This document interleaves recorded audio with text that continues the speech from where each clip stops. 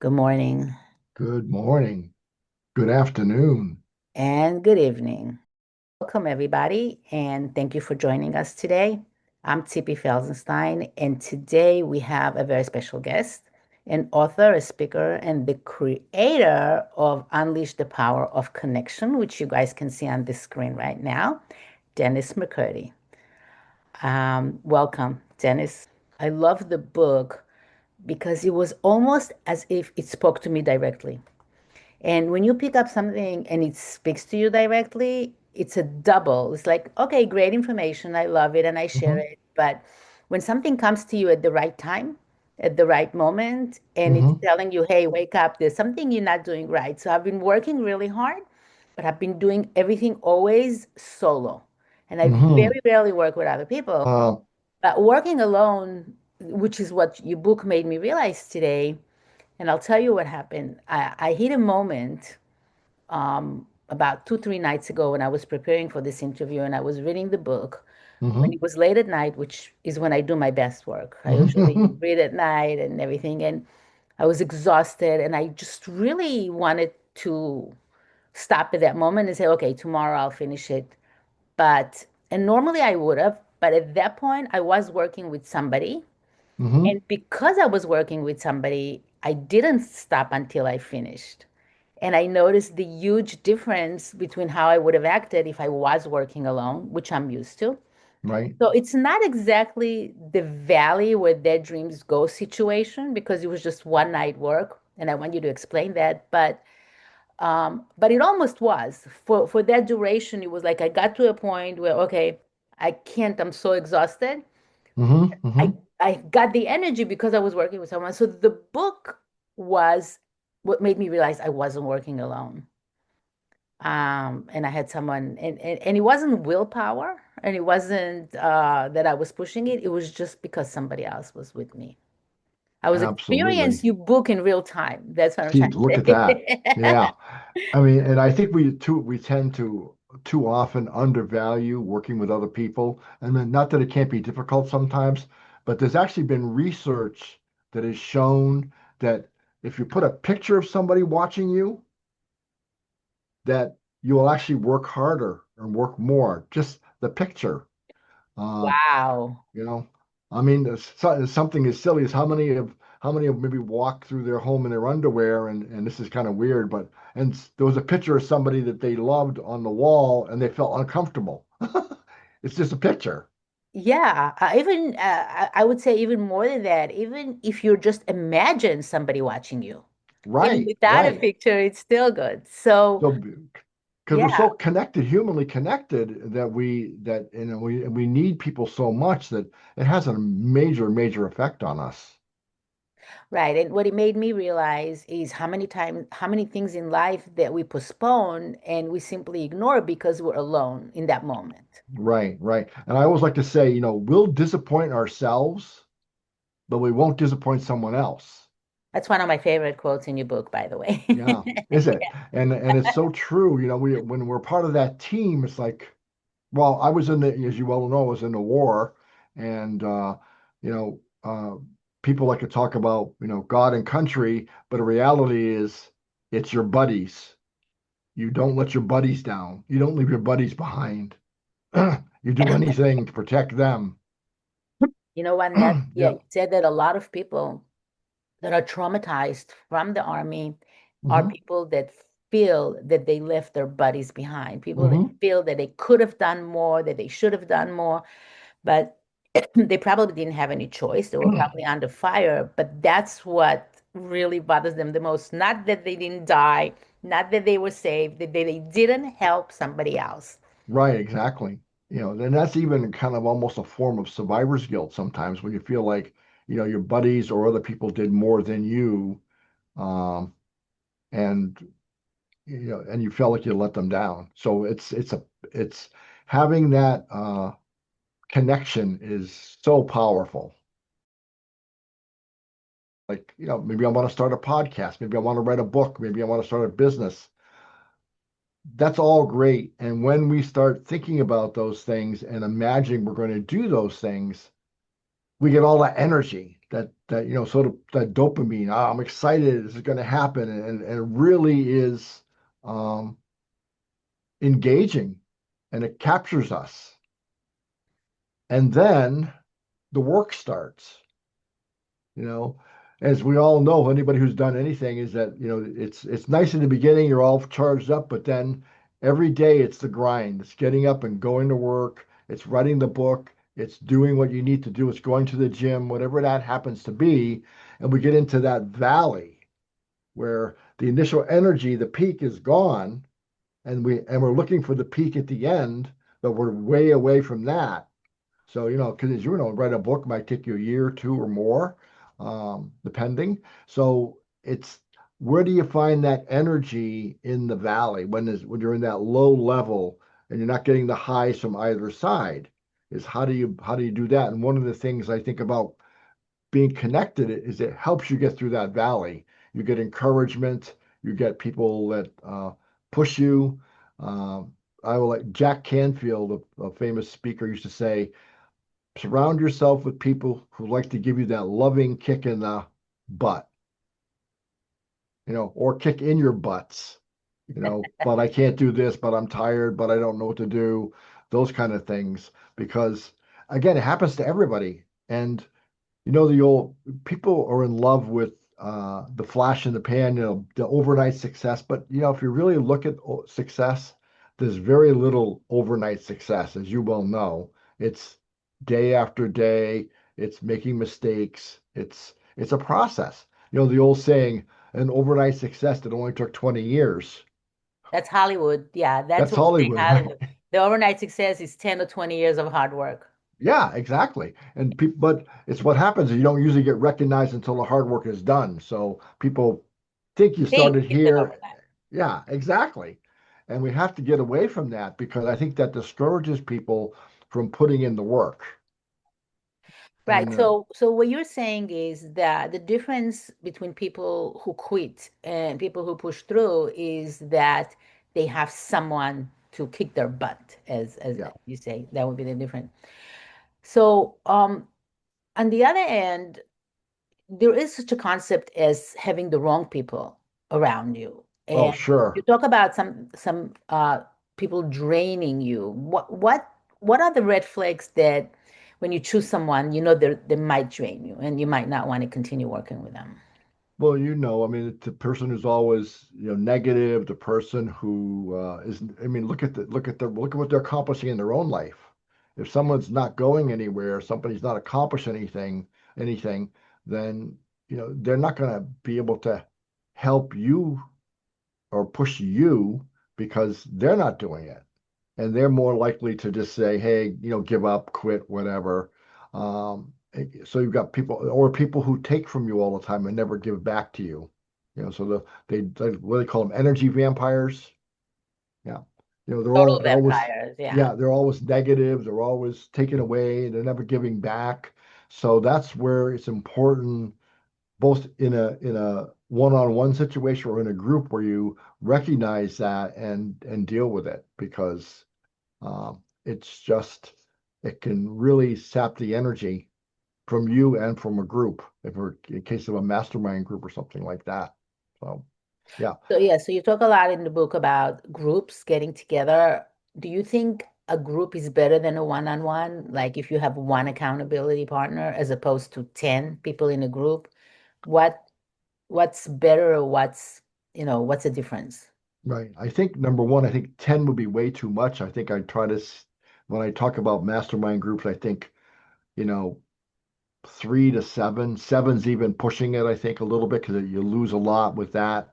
Um, so here's an example. Margot Chevers, who was one of my dearest friends for many, many years, unfortunately, she passed away.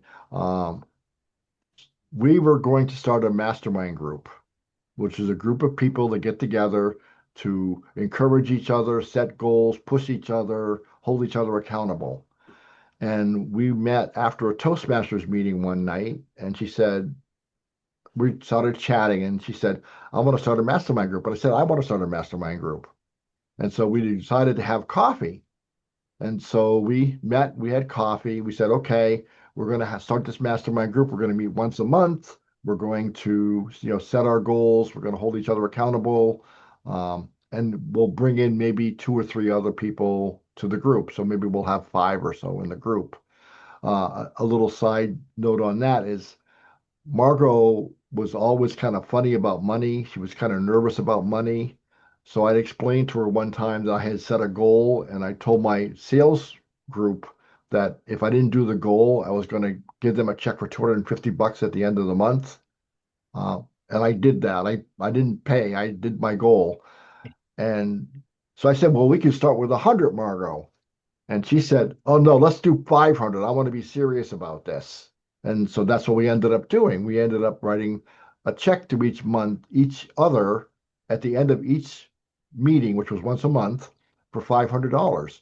So 30 days post-dated check. Here's your check. I got my check. If I don't do my goals, you get to cash the check. And I want to say in 7 years, no one ever got to cash a check. So that was, Yeah, it would be real good motivation. So, yeah, so you and Margot originally planned to have more members. correct. What helped you realize that fewer but committed was better? Well, you know what it was? We had people that said they want to be part of the group, and we'd say, "Well, here's what our next meeting is," um, and they wouldn't show up, or they'd show up one time, maybe twice, and then, "Oh, I'm too busy for this, I'm that." Well, yeah, it's like when someone tells me they're too busy, I go like, "Well, I'm running three companies, writing books, and doing all these things. Don't tell me you're too busy to spend an hour to an hour and a half a month planning your life." You know the old saying, most people spend more time planning a 2-week vacation than their life. Is that what you talk about when you talk about the thin of the thick? I really like that, but I'm not sure exactly how the quote went, but it was something about the thin of it, the thin of the thick of it. Yes. So it was actually, I forget where I heard that. I think it was Steve Covey who talked about getting caught up in the thick of thin things. Oh yeah, that's right. Yeah. Right. So what it means is it's like you're getting in the swamp and the alligators are all biting at you, but that's not and it pulls you away from your mission about getting across the swamp. So the thick of thin things is don't get involved in things that really don't matter. You know, Mm. they say if you want to be successful, one of the big things about being successful is learning to just say no. I'm not going to do that. That's not going to fit my mission. That's not going to move me forward. So that's that getting caught in thick and thin, things that don't really matter. That's the big thing.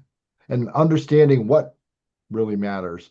There's actually, Steve Covey took credit for it, which was he had a quadrant of different, like what's important but urgent, what's urgent but not important. But it's actually something he stole. It's called the Eisenhower quadrant.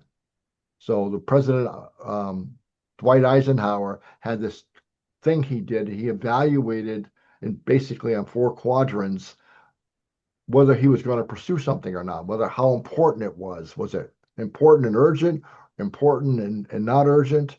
And one of the things we tend to miss out sometimes is we always have that urgent thing pulling at us, but we have to look at what is maybe not urgent today, but still important, like maybe writing every day or exercising every day. Not urgent, but important and important to your overall long-term success. Right. So So then you that's have the urgent things that you have no choice, you have to do it at the moment. right. And then Some you have things, the important things, and then you have the thin things that the thin really, things. which is what takes up so much of your time, but it really Right. doesn't get you anywhere. Right. Exactly. So that's what you're saying. People get caught up in the thin of things, and those are the people that didn't show up. Those are the people that got too busy, Got too busy. maybe having Right. coffee with the wrong people or whatever it is. Just they're very busy doing nothing. Right. Well, there's that old thing about, yeah, because you just said it, busy doing nothing or busy doing things that don't really matter. And a lot of times, sometimes it may be a fear because being held accountable by people can be, uh, fearful. I always say, I like to be, I don't like to be pushed, but I love the results. So the essence really of your book is that connecting with people makes you much more productive Correct. and also gives you the ability to push through. It's So accountability. Yeah, it's accountability, exactly. accountability. So for someone that is not used to that, someone that has been working solo, and you can use me as a guinea pig, Hmm. um, what should they look for a goal buddy or a mastermind partner?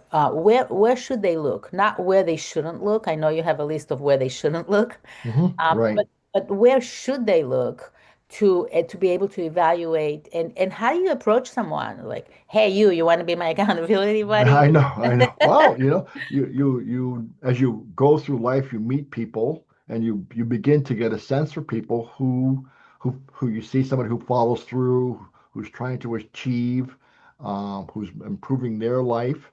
It could be somebody at work, not necessarily a boss or a competitor, but somebody at work. It could be somebody in your some organization you belong to. It could be somebody you meet in a coffee shop you have conversations with. So you look for those kind of characteristics that you want to see in someone and you want to see in yourself. Stick-to-itiveness, some a certain amount of drive, integrity.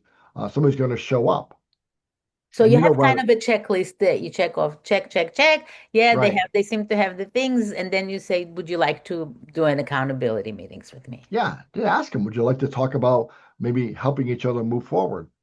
Either through being an accountability partner, a goal buddy, or maybe starting a small mastermind group.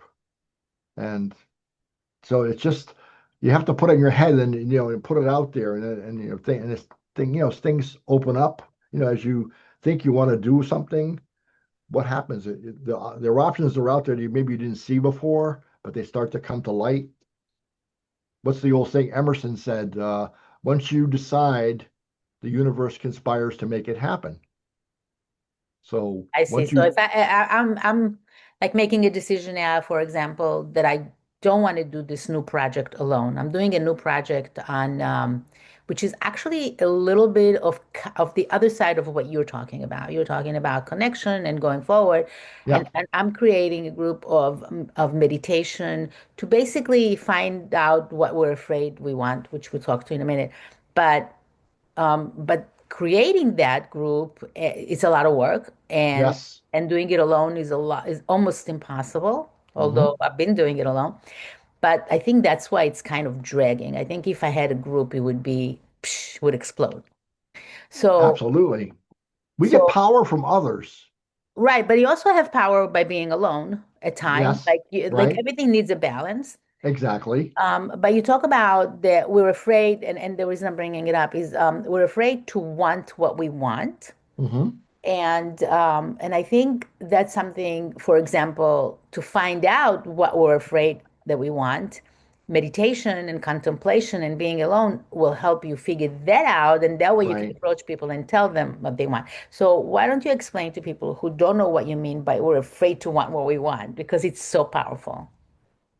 Well, it's like we all since we've been born, we've been fed all kinds of information. We've been, that's how we develop our beliefs by uh, by listening, by basically recording what our parents and people around us have said, and so we develop uh, desires, or we develop uh, what am I trying to say? We develop a path based on all the feedback and input we've received in our life. That may not necessarily be what we want. Or here's a classic example: somebody who says, "I want to be an artist." Okay. And then people saying, "Oh, art, you're not going to make any money that way. You won't be able to pay your bills." The old starving artist thing. Not practical, Not practical. You should be an accountant or or a whatever, lawyer or a or a doctor. lawyer, doctor, whatever. Yeah. And so we get that in our head. And so we become afraid to go ahead and try those things. Or we're afraid that maybe what we want to try is not acceptable to other people. One of the things I think I talked about mostly in the other book, Suck It Up Cupcake, was WOPT. WOPT is the biggest disease we all have. What other people think. And like I say, what other people think shouldn't matter for what you want to accomplish. We shouldn't let other people's thinking affect what we want to do and how we want to do things. And when I say that, I mean we should always be doing things with ethics and kindness, and being responsible. But besides that, what other people think, what they think. But that stops us more than almost anything. What will my parents think? What will my spouse think? What will my partner think? My friends, and Neighbors, my neighbors, countrymen. right? Yeah, exactly. And the reality is, who cares? Yeah, but I You think that also stops you from not just work-wise and not just productivity, but it stops us from doing a lot of things. A lot of things. Worry. Exactly right. Exactly right.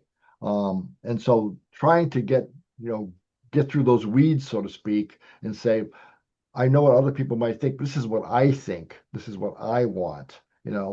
This is where my propensities. I always tell people, my propensity would be to talk to someone like you, to do sales, to do marketing, to do public speaking, not to do computer work. I would be a terrible computer programmer.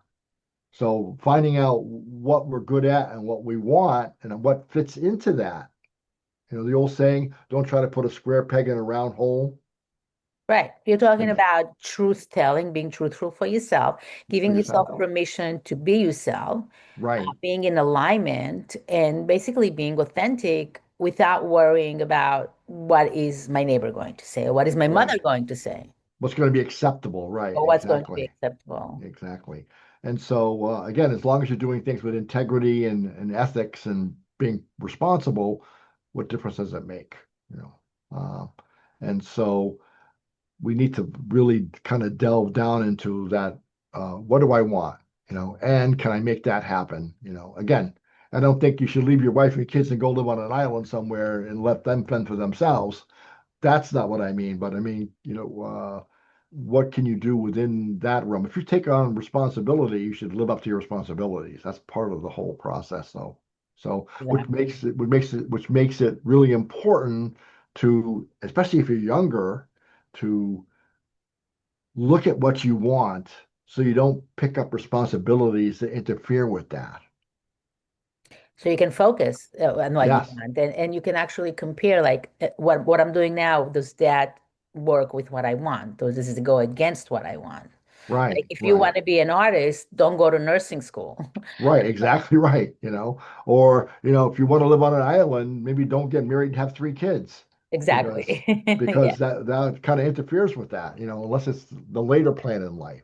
But but getting clear on that as early as possible is really good. It's harder, I think, as you get older, because you've dragged in all these responsibilities and other things, but you can still make a plan. And that goes back to that people spend more time planning a 2 week vacation than they do their life. They don't really take the time to be alone, think about it, or maybe bounce ideas off someone else and say, you kind of know who I am and what do you see as my abilities or my potential or things like that.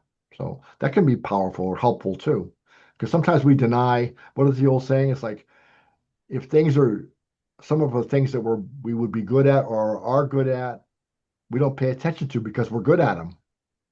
Yeah, we think it's everybody is good at them. Everybody's good at it. Exactly right. Yeah.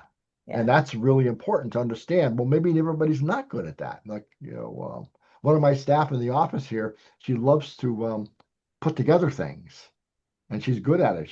When something comes into the office, oh, I'll put that together. I'll do that.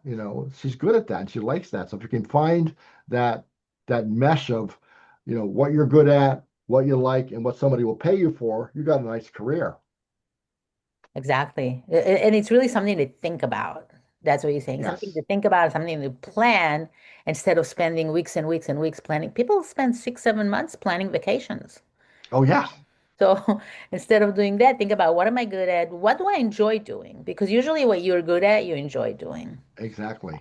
Like I have a daughter that loves doing research, which is very taxing on most people. She loves filling out forms. How many people Hmm. like to do that? I know, really. So she can navigate her way around government bureaucracy very easily. And she Right. thinks everybody can do it. Well, you just have to fill out a form. No, I have to Yeah, figure out right. what form to fill out. I have to figure out how to fill it out. I have to figure out how not to, so everybody has You their have own to have the thing. temperament to want to fill it out because that temperament, is important. Right. So, Yeah. so one of the other things that you talk about, which I think is really important within the context of what you're good at, is the mirror, the what you call propinquity, the propinquity effect. Propinquity effect. So if you're good at something, not everybody's going to be able to point it out to you because Right. not everybody can understand that. But the kind of people that you hang out with, what is the propinquity effect and how does it affect you? Well, propinquity basically is the proximity of the people who are you hanging out with? Who's in your proximity? In other words, if you're in college, okay, the propinquity effect would be, well, who's in your dorm? Who's in your classes? Because those people in your environment affect you. If I will say, if you're in college, you are affected by the people in that college environment. If you're in the military, you become you're infected by the people in the military. You become like the people in the military. So whatever you're doing in life, if you're in a certain type of business, that's how you think, and everything around you that surrounds you feeds that. And so, understanding that and being in the right environment is important because our environment shapes us more than we think. Yeah, because as you say, we don't decide to conform. It just happens quietly and powerfully. Um, Yes, that is not like a decision that we wake up and say, okay, we're going to conform and be with everyone else. It's just that effect that they have on you. right. So you naturally evolve into being part of the group.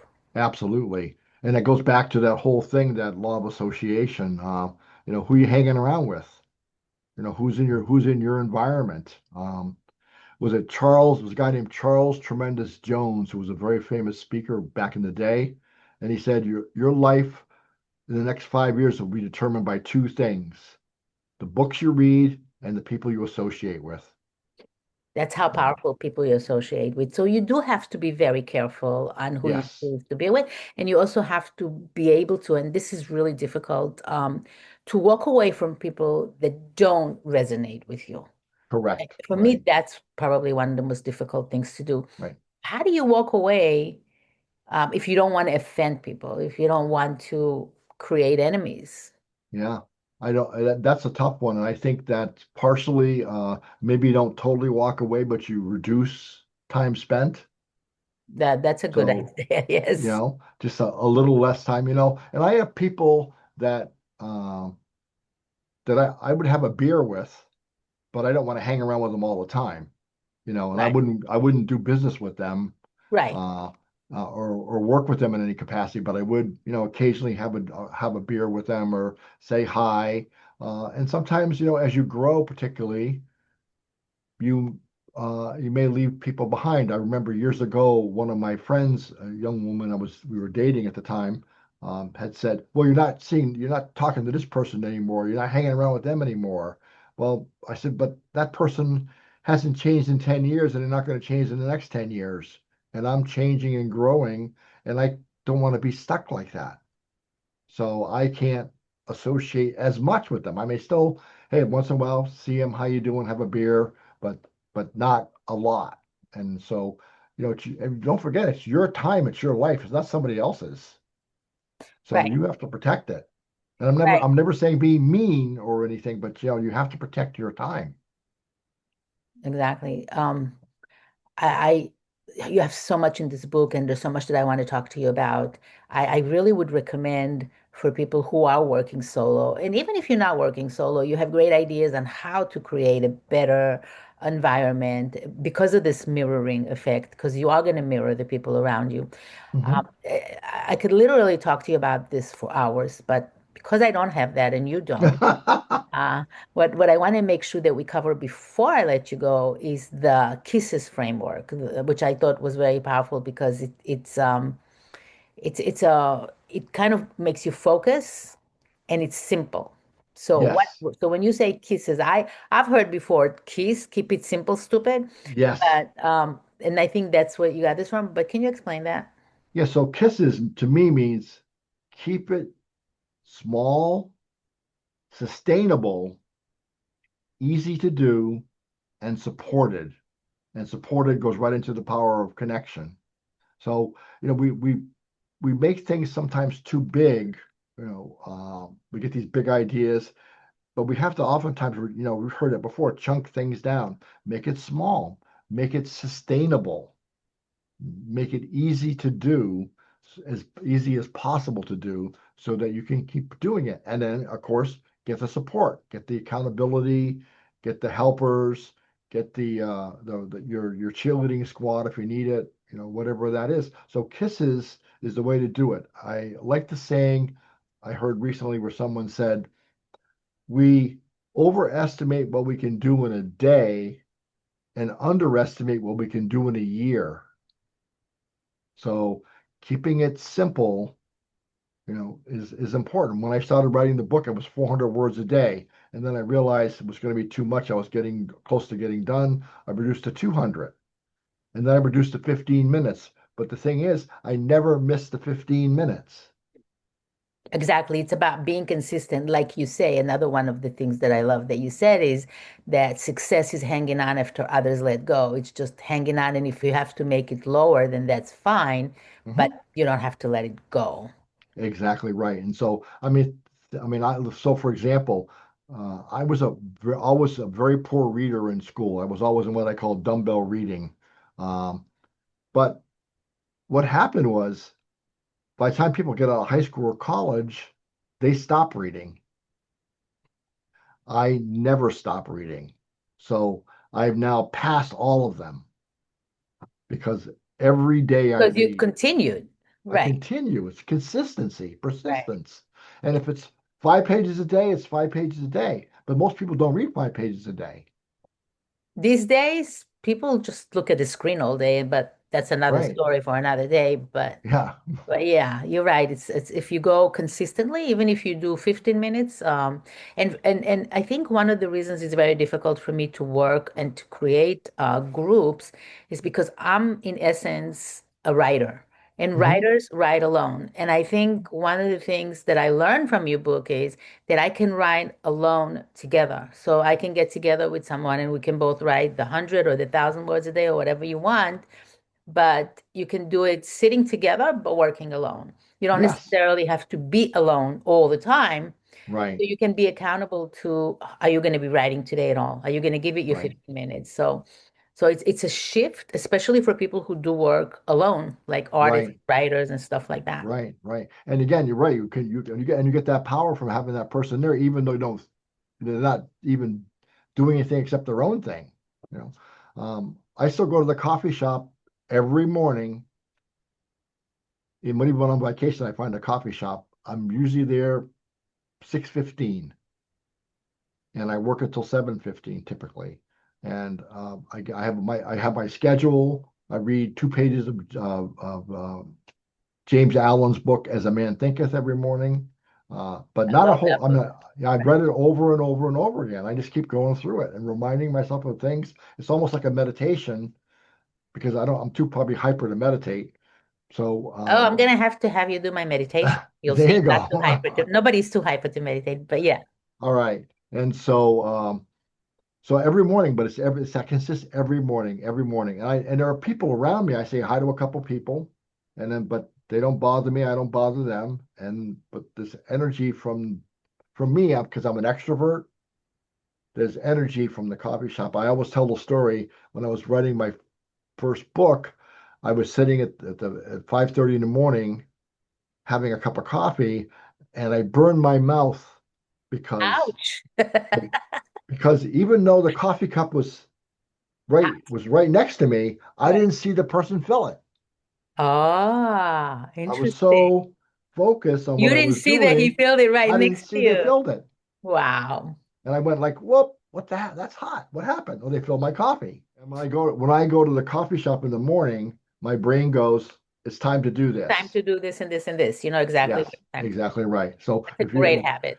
yeah, it's a good habit. I have staff members that I'll say, if they're studying for something, I say, well, you know, depending on the person, either go home, go to the coffee shop, whatever works for Whatever works for you. you. Right. And a big part of everything all in life is always finding out what works for me. Right. And And I then, think a lot of people are extroverted and introverted at the same time. oh yeah, And it sure, may sound contradictory, but it's not. You're introverted in different ways and you're extroverted in different ways. absolutely. And we all have both. So business with me, I'm on the extroverted chart, I'm like up here. Right. So, Right. put me out there. I mean, I was the kind of person that could go out, work all day, and then somebody said, "Let's go party." You go, "Okay, let's go." You know, Right. Right. um, And but so that's how you go from level to levels. So I right. think I think the perfect way to end this with something that I think is relevant to it. Well, everything is relevant to everyone, but this is something very powerful that, Hmm. and also something I haven't heard before. So it's brand new to me. So for every level, there's another devil. I Devil. love that. Um, what does that mean exactly? I mean, I Well, get the idea of what it means, and you explain in the book what it means, but you explain it to people. yeah, as we always I think we always think we're going to arrive. And then when we arrive, we find out there's more. There's another level. There's another devil. And so, like someone who's a solo working solo, and they start a business, so they're used to doing everything themselves. Now, then all of a sudden, they've arrived at a certain level. They need to bring in staff. Another Exactly where level, I'm at. another devil. And so, or need to bring in a virtual assistant Or something. or something to grow, right? And so every time we get to A, there's going to be we're there. Okay, now what? Oh, another devil, another one. And so there's always something in front of us. There's always challenges in front of us. And they're just different. And Right. So I so, love this because it's being spiritual without being religious. It's being right. uh, authentic. This is what happens, but yeah, you Yeah, don't have to go to church for it. exactly. So, Yeah. yeah. That is really amazing. And like I said, we have so much. If you read the book, it has so much and it gives you practical and emotional and kind of spiritual guidance without being lectury, without being harsh. So it's Hmm. easy to read. It's really to understand.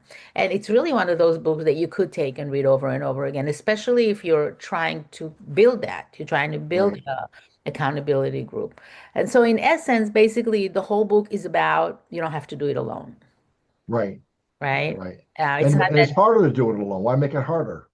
and it's much easier to be successful if you work with people. And ultimately, at the end, you really cannot do it alone. Right. You I mean, just cannot. you look at, they talk about the self-made person or whatever. Yeah, it's never that. There are always people there supporting them. There's always a team. There's always somebody. So that's a myth, I think. Yeah, and that's my devil right now. So it actually came to me at the right moment and at the right time. So. Good. Well, hopefully um, you find a saint out there somewhere. Well, like you said, if I look for it, I will find it. If I know what I'm Okay. looking for, I will find it. But Right. bringing it to my awareness and bringing it to the awareness of a lot of people that are trying to build something big, because I Right. want everybody on this planet to meditate. But I'm not Hmm. going to go from a 10 people group to billions of people. I'm going to take it one step at a time. One But in step at a order to time. do that, once I go over my 10 people, I won't be able to manage them alone. I won't be able Right. to support. I won't be able to do all those things that I really want to do. Right. We all need help.